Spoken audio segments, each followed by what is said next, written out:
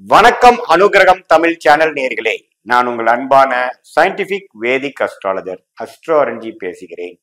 நல்லது நினைப்போம், நல்லதே நடக்கும். இப்ப பாத்தீங்கன்னா நம்மளுடைய வீடியோஸ்ல வரக்கூடிய கருத்துக்கள்லாம் அறிவியல் சார்ந்த ஜோதிட கருத்துக்களாக இருக்கிறது. எந்த விதத்திலையும் நம்ம மூட நம்பிக்கையில போறது இல்ல, மிகைப்படுத்தி பேசுறது இல்ல, அந்த தோஷம் இந்த தோஷம்னு நம்ம பேசுறது இல்ல. உள்ளது உள்ளவாறு, அதாவது இந்த கிரகம் நீங்க பிறக்கும் பொழுது இப்படி இருந்தா, கோச்சாரத்துல இப்படி இருந்தா எது மாதிரி ஒரு தாக்கத்தை உங்களுக்கு கொடுக்கும் அப்படிங்கிறத துல்லியமாக சயின்டிபிக் வேதிக் அஸ்ட்ராலஜி முறையில பார்த்து கொண்டிருக்கிறோம். அந்த வகையில 2025 செகண்ட் ஆஃப் அடுத்த வரக்கூடிய 183 நாட்கள், ஜூலை மாதம் 1ஆம் தேதியிலிருந்து டிசம்பர் 31ஆம் தேதி வரைக்கும் எத்தகைய ஒரு தாக்கத்தை பலாபலன்களை கொடுக்கக்கூடிய அந்த காலகட்டமாக மீனராசிக்காரர்களுக்கு இருக்க போகிறதுங்கிறது நம்ம பார்க்க போறோம்.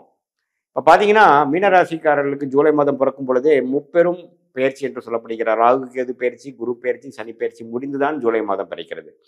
ஸோ ஜென்ம சனியில தான் ஜூலை மாதத்துல நம்ம மீனராசிக்காரர்கள் உள்ள போறாங்க. ஜென்ம சனி ஆல்ரெடி ஸ்டார்ட் ஆகி 3 மாசம் ஆச்சு. ராகு 12ஆம் இடத்திலும், கேது 6ஆம் இடத்திலும், குரு 4ஆம் இடத்திலும் இருக்கிறார். ஸோ இதுல என்ன ஒரு மாதிரி அமைப்பு மீனராசிக்காரர்களுக்கு கொடுக்குதுன்னு பார்த்தா, ஒரு பக்கம் ஜென்மத்துல ராசிக்குள்ள சனி அப்படிங்கிறப்ப என்ன, மனசு இருக்கப்படுகிறது, மனசு இருளடைகிறது, சில விஷயங்கள், சில டென்ஷன்கள், எவ்ரிடே நீங்க ஏதோ ஒரு சேலஞ்சஸை ஃபேஸ் பண்ணக்கூடிய விஷயங்கள், அது சின்ன வயதினராக இருந்தாலும் சரி, மிடில் ஏஜ் பீப்புளாக இருந்தாலும் சரி, தொழிலதிபர்களாக இருந்தாலும் சரி, ஒரு சீனியர் சிட்டிசன்ஸாக இருந்தாலும் ஏதோ ஒரு விஷயங்கள் மனசை வருடுற மாதிரி சில விஷயங்கள், ஸ்ட்ரெஸ்ஸாக இருக்கலாம், லாங் ஒர்க்கிங் ஹவர்ஸாக இருக்கலாம், த நேச்சர் ஆஃப் ஒர்க்காக இருக்கலாம், உறவுகளில் சில பிரச்சனைகள் இருக்கலாம், பாலிடிக்ஸில் போய் கொஞ்சம் மாட்டிக்கிறது, தேவையில்லாத மற்றவங்களோட பிரச்சனையில் போய் மாட்டிக்கிறது, நமக்கு எதிராக சில செயல்பாட்டில் போய் நாம் மாட்டிக்கிறது, இது வரைக்கும் நல்லா பழகினவங்களா வேற மாதிரி இருக்காங்க, வாழ்க்கை சூழ்நிலை மாறிடுச்சு, ஒரு அவுட் ஆஃப் கம்ஃபர்ட் ஜோன்ல இருக்கக்கூடிய அமைப்புகளை கொடுக்கக்கூடியதான் ஜென்மசனி.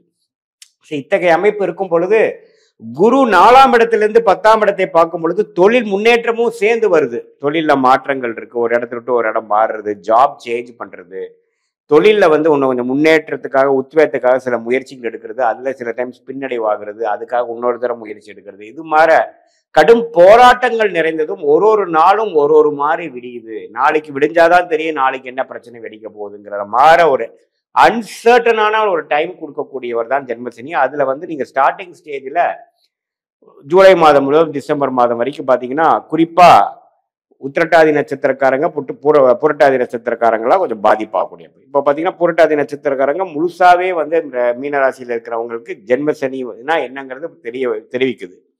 ஏன்னா இப்போ ஜென்மசனியே சனியே இப்போ புரட்டாதி நட்சத்திரத்துல தான் போயிட்டு இருக்காரு. இன்னும் கொஞ்சம் காலத்துல இன்னொரு மாதத்துல உத்திரட்டாதி நட்சத்திரத்துல மனம் கொஞ்சம் சஞ்சலம் ஆகிறதும், குழப்பங்கள் ஆகிறதும், அன்சர்டனா இருக்கிறதும், வயசு வித்தியாசம் இல்லாமல் ஒருத்தருக்கும் அவங்களுக்கு ஏத்த பிரச்சனையை, விரலுக்கேத்த வீக்கம்ங்கிற மாதிரி ஒருத்தருக்கு அவங்களுக்கு ஏத்த பிரச்சனை, காதல் பிரச்சனைகளாக இருக்கலாம், குடுக்கல் வாங்கல் பிரச்சனையா இருக்கலாம், கடன் பிரச்சனையா இருக்கலாம், ஹெல்த் இஷ்யூஸா இருக்கலாம், உறவுகளை பிரச்சனை, ஜாப் திடீர்னு பிரச்சனை ஆகுது, ரிசிக்னேஷன் கொடுத்துட்டேன், அவப்பேறு வருது, தொழில திடீர்னு முடக்கம், ஏதோ ஒரு ப்ராடக்ட் ரிஜெக்ட் ஆகுது, அது மாதிரி சில விஷயங்கள்லாம் வரக்கூடிய அமைப்புகள் இருக்கு. ஆனா தசாபுக்திகள் மிகவும் நன்றாக இருந்தால் இது பெரிய பாதிப்பு இல்லாமல் போயிடும். தசாபுக்திகளும் சுமாராக இருக்கும் பொழுது இது கொஞ்சம் மனசை வருடுற மாதிரியும் ஒரு இக்கட்டான சூழ்நிலை கொடுக்குற மாதிரியும் இருக்கும்.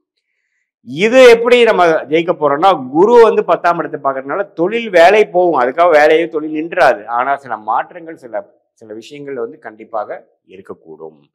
ராகு 12ஆம் இடத்துல குரு பார்வைனால கொஞ்சம் வெளிநாடு போகணும்னு நினைக்கிறவங்க, வெளி மாநிலம் போகணும்னு நினைக்கிறவங்க ஒரு மாற்றத்தை கொடுக்கக்கூடிய அமைப்பு, அங்க மாறி அதுல போய் கொஞ்சம் செட் ஆகிறதுக்கு கொஞ்சம் சிரமப்படுற மாதிரி விஷயங்கள், இது எல்லாமே கொடுக்கக்கூடிய அமைப்பு தான் மீனராசிக்காரர்களுக்கு அடுத்து வரக்கூடிய 183 நாட்கள் இருக்க போகுதுங்கிறது நம்ம தெரிஞ்சுக்கிறோம். அதனால கொஞ்சம் பொறுமை காக்க வேண்டியது இருக்கும். வீரத்தை காட்டிலும் விவேகம் ரொம்ப முக்கியமா இருக்கும், தேவைப்படுகிறது. பொறுமையை ரொம்ப பொறுமையா இருக்கணும். ஏதோ ஒருத்தங்க யாரோ ஒருத்தத்தை உங்க மேல சில அதிருப்தியாகவும், உங்களுக்கு பிடிக்காத மாதிரியும், கோபம் வர மாதிரியும் பேசினாலும் பொறுத்திருந்து போவது நல்லது. ஏன்னா இந்த நேரத்துல நீங்க இமீடியட்டா உங்களோட மேல இருக்கக்கூடிய நியாயத்தை நிலைநிறுத்தீங்கன்னா, நிலை பண்ணணும், நீங்க பேசுறீங்க, திருப்பி பேசுறீங்க, உங்களுக்கும் கோபம் வருதுன்னா அது எந்தவித பிரயோஜனம் இல்லாமல் உங்களுக்கு எதிராக அமைவதற்கு வாய்ப்புகள் உண்டு.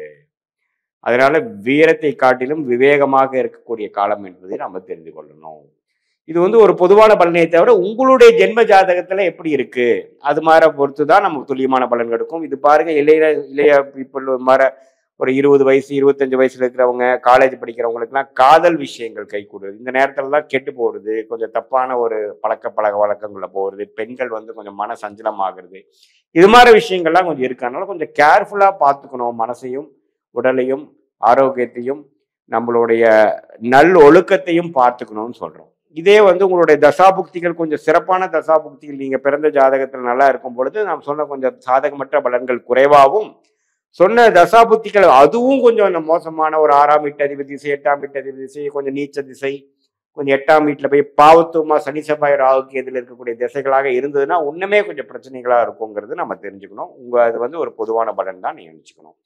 இது ரெண்டுமே நம்ம சேர்த்தி பார்க்கும் பொழுது தசாபுக்திகளும் சேர்த்தி பார்த்து, தசநாதன் எப்படி இருக்கிறார் கோச்சாரத்துல, புக்திநாதன் எப்படி இருக்கிறார், நம்ம சொன்ன சனிப்பயிற்சி குறிப்பயிற்சி எல்லாம் சேர்த்தி பார்க்கும் பொழுது உங்களுக்கு அடுத்த வரக்கூடிய 6 மாதம் எப்படி இருக்க போகுது, அதுக்கப்புறம் வரக்கூடிய ஒரு வருடம் எப்படி இருக்க போகுது, எது மாதிரி முடிவுகளை எப்படி எடுத்து எப்படி ஜெயிக்க முடியுங்கிறது சயின்டிபிக் வேதிக் அஸ்ட்ராலஜி முறையில நம்ம தெளிவாக பொறுமையாக பார்த்து அது மூலமாக நம்ம சில விஷயங்களை தவிர்த்து எந்த நேரத்தில் எந்த முயற்சி எடுக்கணும். விஸ்வ ஜென்மசனியில பார்த்தீங்கன்னா ஒரு புதிய முயற்சி எடுக்கிறது, ஒரு திருமண விஷயங்கள் பண்றதெல்லாம் நம்ம ஜாக்கிரதையா பண்ண வேண்டிய விஷயமா தேவைப்படுது. ஏன்னா அவசரப்பட்டு பண்ணி அப்புறம் பிற்காலத்தில் அது ஏன்டா இப்படி பண்ணிட்டோமேங்கிற ஒரு ரெட்ரோஸ்பெக்ட்ல வந்து நம்ம ஃபீல் பண்ணக்கூடிய ஒரு தருணமாக அமையக்கூடிய வாய்ப்புகள் இருக்கு. ஏன்னா எப்பவுமே ஜென்மசனி நடக்கும்பொழுது என்ன நடக்குதுன்னா, we are nullifying a bad கர்மான்னு சொல்லுவோம். நம்மளுடைய பாவத்துவமான கர்மாவை கரைக்கக்கூடிய ஒரு தருணம் தான் ஜென்மசனிங்கிறப்போ, அந்த நேரத்துல முக்கியமான முடிவுகள், வாழ்க்கையை நிர்ணயிக்கக்கூடிய முடிவுகள்லாம் எடுக்கும் பொழுது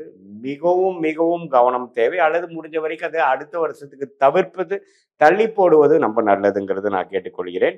இது பொதுவான பலன்களை தவிர உங்களுடைய ஜென்ம ஜாதகத்துல அருமையான தசாபுக்திகள் போகும்பொழுது நான் சொன்ன விஷயங்கள்லாம் கொஞ்சம் சாதகமற்ற விஷயங்கள்லாம் கொஞ்சம் கம்மியாகவும், தசாபுக்திகள் மிகவும் சுமாராக போகும்பொழுது சாதகமற்ற திசைகள் கொஞ்சம் தூக்கலாகவும் இருக்குங்கிறது நான் தெரிஞ்சுக்கிறேன். மீண்டும் மற்றொரு காணொலியில் நாம் சந்திப்போம். நன்றி, வணக்கம்.